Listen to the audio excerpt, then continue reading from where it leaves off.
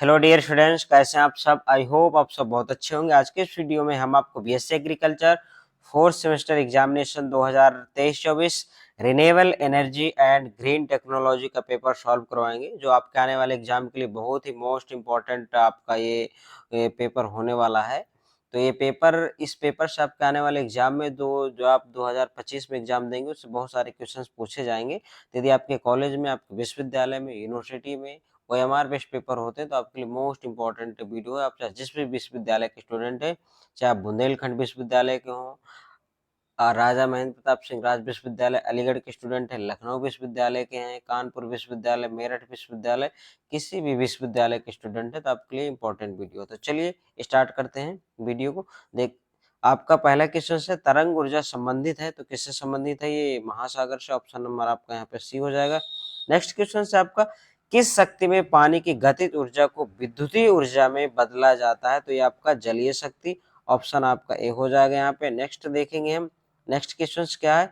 सौर सेल किससे बने होते हैं? तो सभी से बने होते हैं। ऑप्शन नंबर आपका डी हो जाएगा यहाँ पे। अगला क्वेश्चन हम देखेंगे, प्रकाश संश्लेषण द्वारा उत्पन्न पादपीय पदार्थ कहलाता है, तो वो क्या कहलाता है भाई? बायोमास। ऑप्शन नंबर आपका यहाँ पे ए हो जाएगा राइट आंसर इस क्वेश्चन का।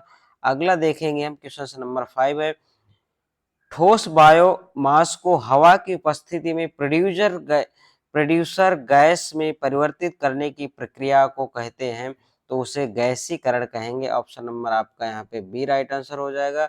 अगला क्वेश्चन सर, सौर पैनल में प्रयुक्त सौर सेल का उपयोग और ऊर्जा को किस में परिवर्तित करने के लिए किया जाता है? तो इसको किस में किया जाएगा भाई? विद्युत ऊर्जा में। ऑप्शन नंबर आपका यहाँ पे सी हो जाएगा। अगला है, पृथ्वी की सतह के प्रत्येक वर्ग मीटर पर कितना सौर विकिरण होता है? ऑप्शन नंबर आपका यहाँ पे बी राइट आंसर होगा आपके इस क्वेश्चन का। अगला क्वेश्चन है, क्वेश्चन नंबर 8 में क्या पूछ रहा है? नवीनीकरण ऊर्जा प्रकृति में किस रूप में उपलब्ध है? तो ये आपका किसमें संसाधन के रूप में क्या है? उपलब्ध है। आपका ऑप्शन नंबर डी हो जाएगा। डियर स्टूडेंट्स, यदि आप राजा महेंद्र प्रताप सिंह राज विश्वविद्यालय अलीगढ़ के अलावा किसी और विश्वविद्यालय के स्टूडेंट हैं, तो हो सकता है ये पेपर आपके यहाँ सेकंड सेमेस्टर में होता हो, फर्स्ट में होता हो, थर्ड में होता हो, तो इससे आप बिल्कुल भी घबराया मत करिए, क्योंकि सभी का सिलेबस लगभग सेम ही है। तो पेपर का आप टाइटल देखा करिए, यदि आपका वो टाइटल सब कुछ सेम है तो आप उस पेपर को बहुत अच्छे से करके जाएं। एक है ना कि ये किसी किसी विश्वविद्यालय में, जैसे अलीगढ़ विश्वविद्यालय में ये आपका फोर्थ सेमेस्टर में हो रहा है, कहीं-कहीं सेकंड में होता है, तो आप उसको ज़रूर इससे आप बिल्कुल टेंशन मत लिया करें कि इसमें सेमेस्टर 4 लिखा है तो हमारा पेपर नहीं है, ठीक है? तो आप लोग इतने तो समझदार हैं ना, ग्रेजुएशन कर रहे हैं, इतना आप समझ सकते हैं। चलिए अगला है आपका, बायोगैस में कार्बन डाइऑक्साइड की प्रतिशत होती है तो कितना होती है? 30 से 40%। ऑप्शन नंबर आपका बी हो जाएगा। अगला स्टूडेंट आपका, सौर विकिरण को मापने के लिए प्रयुक्त उपकरण है, तो आपका क्या है भाई? ऑप्शन नंबर यहाँ पे बी राइट आंसर हो जाएगा। अगला क्वेश्चन है, स्लरी फीड में डाइजेस्टर में गीले गोबर और पानी का अनुपात होता है, तो 1:1 होगा। ऑप्शन नंबर आपका ए हो जाएगा यहाँ पे। अगला क्वेश्चन है, बायोगैस का उसमें मान लगभग है तो कितना होता है? ऑप्शन नंबर आपका यहाँ पे सी राइट आंसर हो जाएगा। अगला क्वेश्चन है आपका, भीम अगला क्वेश्चन है आपका, बीम विकिरण नापने में प्रयुक्त होता है तो किसमें होता है? ऑप्शन नंबर यहाँ पे आपका ए राइट आंसर हो जाएगा इस क्वेश्चन का। चलिए अगला क्वेश्चन है आपका, क्वेश्चन नंबर 14 में क्या पूछ रहा है? गैस उत्पादन वृद्धि के लिए स्लरी को क्या करना चाहिए? तो उसको क्या करना चाहिए? ऑप्शन नंबर आपका यहाँ पे ए राइट आंसर हो जाएगा इस क्वेश्चन का। अगला क्वेश्चन है आपका, प्राकृतिक गैस का कैलोरी मान किसके बराबर या किसके बीच होता है? तो किसके बीच होता है? 33 से 50 के बीच होगा। ऑप्शन नंबर आपका यहाँ पे सी हो जाएगा। चलिए अगला है आपका, राष्ट्रीय महासागर प्रौद्योगिकी संस्थान स्थित है। भाई इसका आंसर तो आप लोग बताएंगे कहाँ पे स्थित है, तो चलिए कहाँ पे स्थित है फटाफट आप बताइए कमेंट करके। तो ये कहाँ पे आपका? तमिलनाडु पे है। ऑप्शन नंबर आपका यहाँ पे सी राइट आंसर होगा। अगला है, सौर स्थिरांक मान होता है तो कितना होता है भाई? ये आपका इतना होता है 366, ये इसका मान होता है।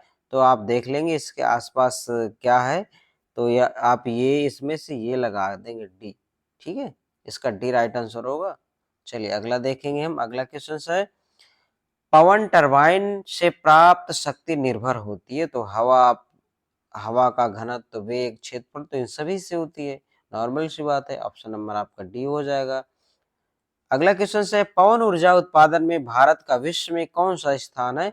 तो भारत का विश्व में चौथा स्थान है, फोर्थ। ऑप्शन नंबर आपका डी सही होगा यहाँ पे।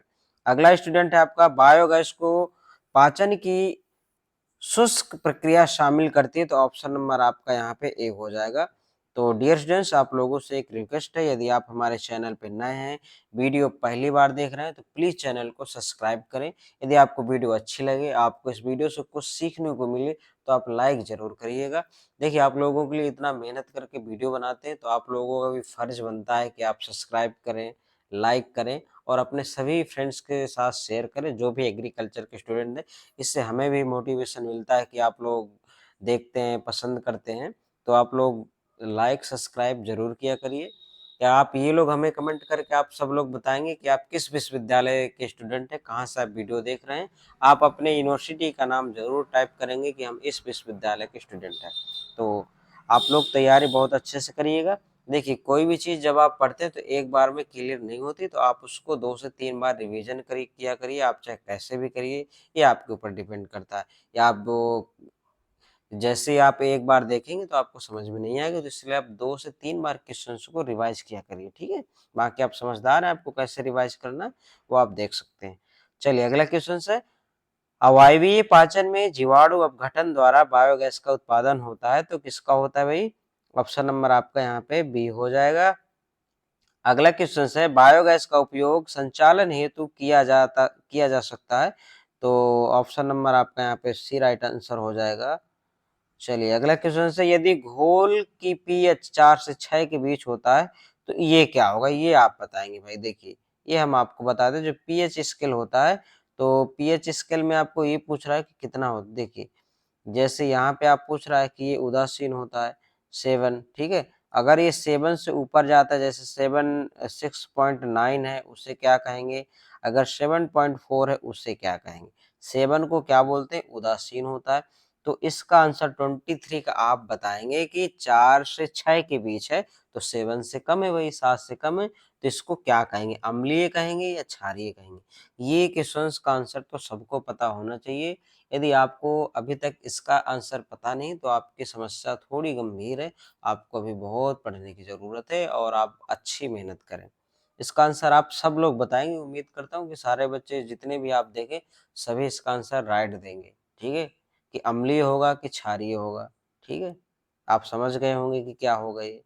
चलिए अगला देखेंगे हम, समुद्र की लहरों में समाहित होता है, तो कौन-सा होता है? ऑप्शन नंबर आपका यहाँ पे डी हो जाएगा। चलिए अगला देखेंगे हम, नासा के अनुसार सौर स्थिरांक का मान होता है, तो ऑप्शन नंबर आपका यहाँ पे ए राइट आंसर होगा। अगला क्वेश्चन से सौर विकिरण पृथ्वी तक किस रूप में पहुंचता है? तो ऑप्शन नंबर आपका यहाँ पे सी हो जाएगा, किरण और निष्क्रिय करना। ऑप्शन सी राइट आंसर होगा इस क्वेश्चन का। अधिकतम सूक्ष्म विज्ञानी गतिविधियों के लिए इष्टतम CN अनुपात होता है, तो कितना होता है भाई? 25:1 होगा। ऑप्शन नंबर आपका यहाँ पे सी हो जाएगा। अगला है, किसी वायुमंडलीय तापमान पर बायोगैस का उत्पादन गिरने लगता है, तो इसका जो राइट आंसर होगा आपका, क्वेश्चन नंबर 28 है, तो 28 का राइट आंसर क्या होगा आप बताएं? 10 होगा, 20 होगा या 30 होगा? तो इसका जो राइट आंसर कितना होगा बता, इसका जो आपका राइट आंसर होगा 10 डिग्री सेल्सियस। ऑप्शन नंबर आपका ए हो जाएगा यहाँ पे, ठीक है? चलिए अगला है आपका क्वेश्चन, हवा की गति को मापने के लिए प्रयोग किए जाने वाला उपकरण है, तो आपका एनीमोमीटर है। ऑप्शन नंबर यहाँ पे बी हमारा सही होगा। अगला है आपका, निम्न में से कौन सा पारंपरिक ऊर्जा स्रोत है? तो ऑप्शन नंबर आपका यहाँ पे तेल, oil. Option A right answer होगा। क्या होगा भाई? Option A right answer. चलिए अगला क्वेश्चन है, नवीनीकरणीय ऊर्जा मुख्यतः किसके द्वारा प्राप्त की जाती है? तो किसके द्वारा? ऑल करेक्ट, सब सही है। ऑप्शन नंबर आपका यहाँ पे डी हो जाएगा। अगला है, निम्न में से कौन सा गैर पारंपरिक ऊर्जा का स्रोत नहीं है? तो नहीं है पूछ रहा है, तो ये आपका नेचुरल गैस हो जाएगा, प्राकृतिक ऊर्जा। अगला यहाँ पे, एक उष्मा एक उष्मा प्रवाह इकाई के बराबर होती है, तो ऑप्शन नंबर आपका यहाँ पे ए राइट आंसर होगा इस क्वेश्चन का। अगला देखेंगे हम, बायोगैस में मीथेन की प्रतिशतता, तो 53 से 65, तो ऑप्शन आपका यहाँ पे ए राइट हो जाएगा। ठीक है, अगला हम देखेंगे पवन चक्की चलाने के लिए हवा की गति न्यूनतम होनी चाहिए। देखिए इसमें सबसे न्यूनतम पूछ रहा है, तो कितना होगा यहाँ पे, ऑप्शन नंबर यहाँ पे बी राइट होगा।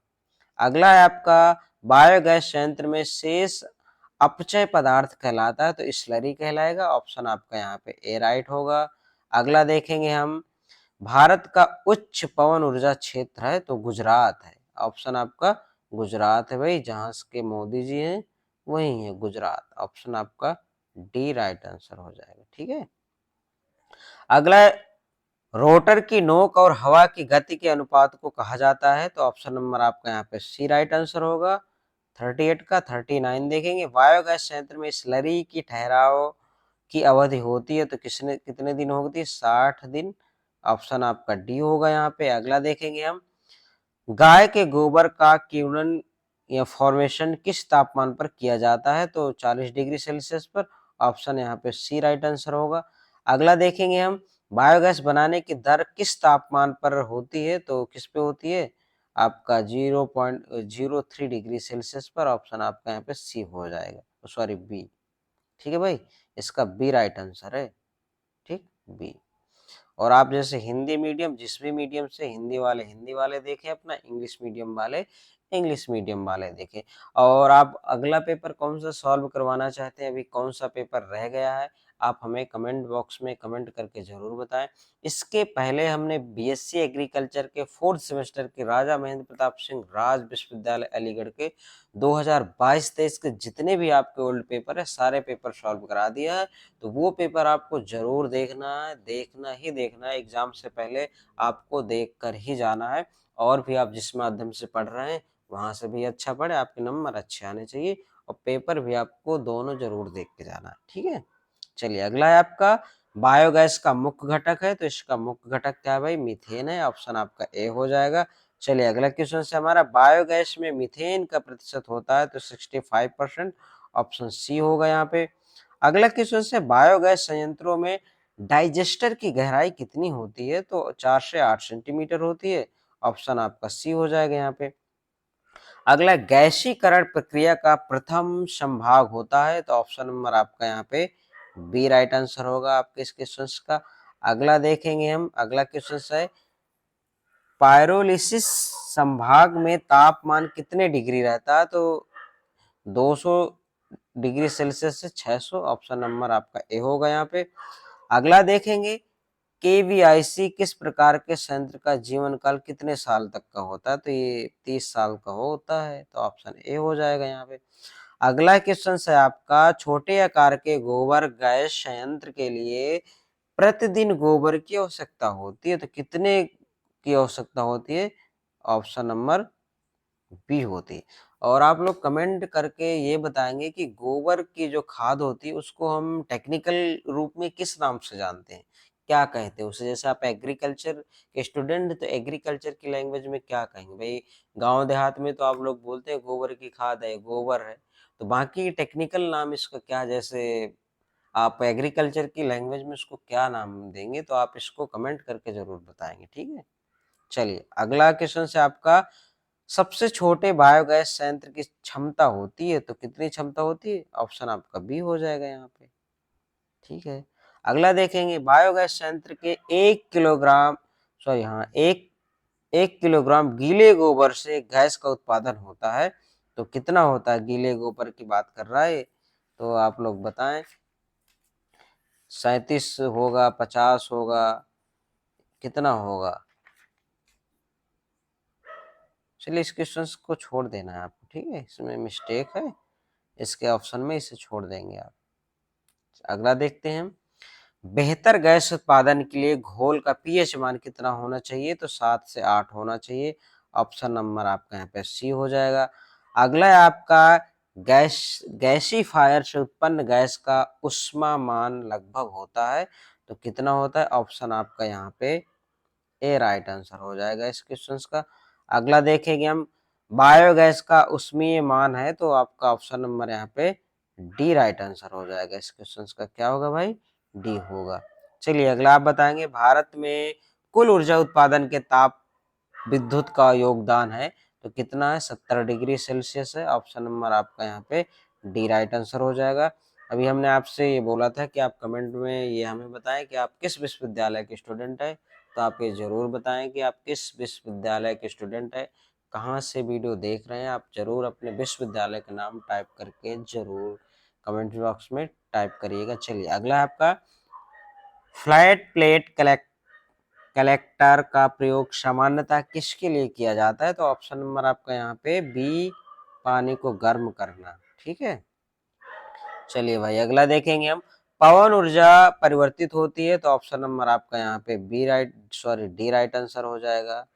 अगला क्वेश्चन से आपका डाइजेस्टर का व्यास होता है, तो भाई कितना व्यास होता है, ऑप्शन नंबर आपका ए हो जाएगा यहाँ पे। अगला क्वेश्चन है गोबर में पानी किस अनुपात में मिलाया जाता है, तो ऑप्शन नंबर 4:5 अनुपात, ऑप्शन आपका ए होगा यहाँ पे। अगला क्वेश्चन है जनता टाइप संयंत्र कहाँ से शुरू हुआ, तो ये आपका कहाँ से हुआ भाई, चाइना से हुआ। ठीक है, ऑप्शन ए हो जाएगा राइट आंसर।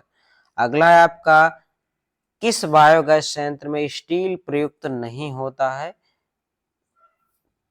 क्या पूछ रहा है आपका, किस बायोगैस में स्टील प्रयुक्त नहीं होता, तो जनता प्रकार में, यानी ऑप्शन नंबर आपका यहाँ पे ए राइट आंसर हो जाएगा इस क्वेश्चन का। अगला देखेंगे भारत में 90% बायोगैस संयंत्र किस प्रकार के हैं, तो किस प्रकार के हैं भाई, दीनबंधु, ऑप्शन नंबर आपका सी हो जाएगा।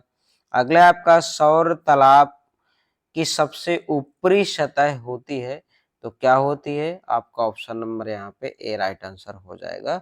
और इस क्वेश्चन का क्या था भाई, आपका सी था। ठीक है, ए राइट आंसर होगा 62 का। अगला सौर तालाब की गहराई होती है, तो सौर जो तालाब है इनकी गहराई कितनी होती है भाई, ऑप्शन नंबर यहाँ पे बी हमारा राइट आंसर होगा इस क्वेश्चन का। अगला देखते हैं 64 में क्या कह रहा है। 64 में कह रहा है द साल्ट ग्रेडियंट सोलर पॉन्डिश, मतलब लवण ग्रेडियंट सौर तालाब होता है, तो किस प्रकार का होता है, बेसियन प्रकार का होता है, या आपका कैबिनेट प्रकार का होता है, या कुचालक प्रकार का होता है, तो किस प्रकार का होता है भाई, बेसियन प्रकार का, ऑप्शन आपका यहाँ पे ए राइट होगा। चलिए अगला 65 है किसी ठोस पदार्थ में ऊष्मा का स्थानांतरण एक सिरे से दूसरे सिरे तक किस प्रकार या किस प्रक्रिया द्वारा किया जाता है, तो चालन के द्वारा, ऑप्शन नंबर ए हो जाएगा चालन।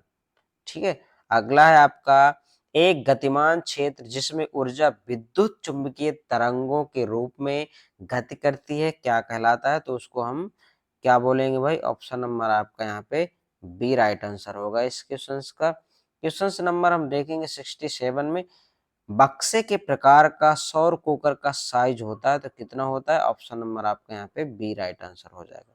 अगला देखेंगे 68 है सौर कुकर में लगभग तापमान होता है, तो कितना 100 डिग्री सेल्सियस, ऑप्शन नंबर आपका बी राइट आंसर होगा यहाँ पे। अगला देखेंगे पूर्व निश्चित स्तर पर नमी की मात्रा हटाने को कहते हैं, ऑप्शन नंबर आपका बी होगा यहाँ पे राइट आंसर। अगला क्वेश्चन है कैबिनेट डायर में शुष्कन समय होता है, तो ऑप्शन नंबर आपका यहाँ पे ए राइट आंसर हो जाएगा इस क्वेश्चन का। अगला देखेंगे हम एक फोटोवोल्टिक सेल कितने वोल्ट उत्पन्न करता है, तो कितने वोल्ट उत्पन्न करता है, ये आपका ऑप्शन नंबर ए हो जाएगा। क्या पूछ रहा है, एक फोटोवोल्टिक सेल कितने वोल्ट उत्पन्न करेगा, यानी कितने ये आपका वोल्ट करता है, तो ऑप्शन नंबर इसका ए राइट होगा।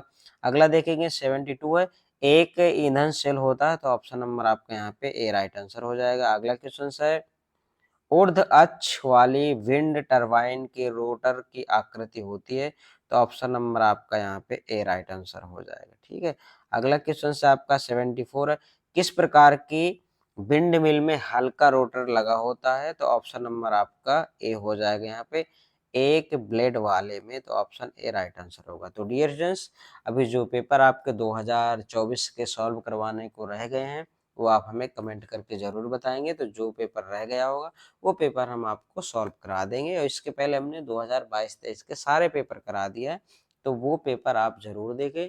और 2000 आपके 24 के भी हमने 5 से 6 पेपर लगभग शायद 6 या 7 के आसपास पेपर सॉल्व करा दिया है, तो वो सारे पेपर अभी तक आपने नहीं देखा तो देख लें।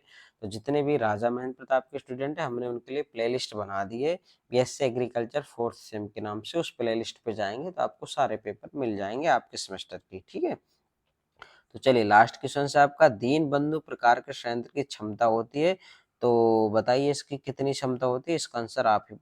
दीन बंधु प्रकार के संयंत्र की क्षमता, इस क्वेश्चन के ऑप्शन मिस्टेक है, इससे भी आप छोड़ देंगे, ठीक है।